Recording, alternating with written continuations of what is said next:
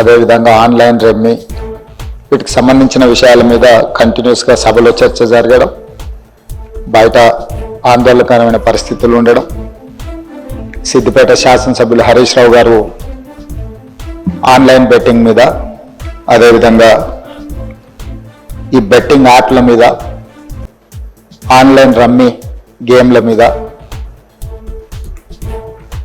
ప్రభుత్వం చర్యలు తీసుకోవాలి. పేదలకు తీరని నష్టం జరుగుతుంది. పేదలు బెట్టింగ్ యాప్లతో బలవుతున్నారు, ఆత్మహత్యలు చేసుకుంటున్నారు, రకరకాల ఆందోళనలు చేపట్టడం జరిగింది, మాట్లాడడం జరిగింది. అధ్యక్ష గత ప్రభుత్వమే 2017లో ఆన్లైన్ బెట్టింగ్ కానీ ఆన్లైన్ యాప్ వీటన్నిటి మీద నిషేధం చేస్తూ చట్టం తీసుకొచ్చింది.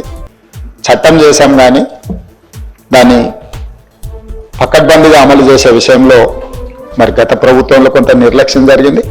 ఈ మధ్యకాలంలో అది చాలా వేగంగా తెలంగాణ రాష్ట్రంలో దుర్వినియోగం జరుగుతుంది.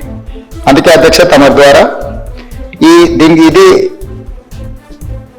పక్క రాష్ట్రాలు, దేశము, ఇతర దేశాలు ఈ నేరం ఒక రకంగా అంతర్జాతీయ స్థాయిలో, రాష్ట్ర స్థాయి నుంచి మొదలు పెడితే అంతర్జాతీయ స్థాయి వరకు వివిధ రకాల సంస్థలు, వ్యక్తులు, రకరకాల దేశాలకు సంబంధించిన నేరగాళ్ళు అందరూ కూడా ఇందులో పాల్గొంటున్నారు.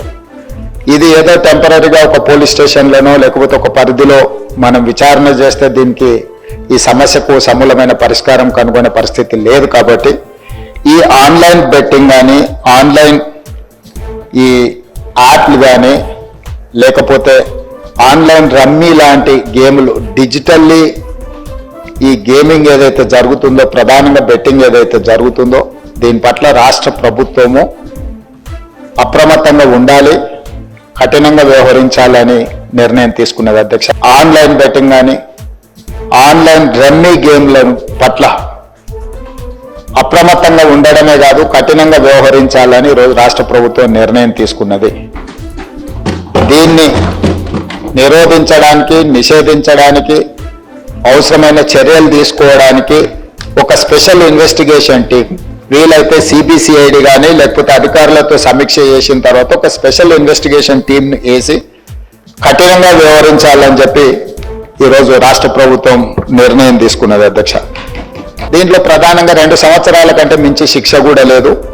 రేపు వచ్చే సమావేశాలలో ఈ ఆన్లైన్ బెట్టింగ్ నిర్వాహకులకనే కాదు, ఆడేవాళ్లను, బాధితులను, అదేవిధంగా ఈ ఆన్లైన్ అడ్డగోలుగా నిర్వహిస్తున్న వాళ్ళ పట్ల శిక్షను కూడా పెంచడానికి అవసరమైన చట్టాలను కూడా అవసరమైతే మనం సవరించుకోవాల్సిన అవసరం ఉన్నది. అధ్యక్ష ఎందుకంటే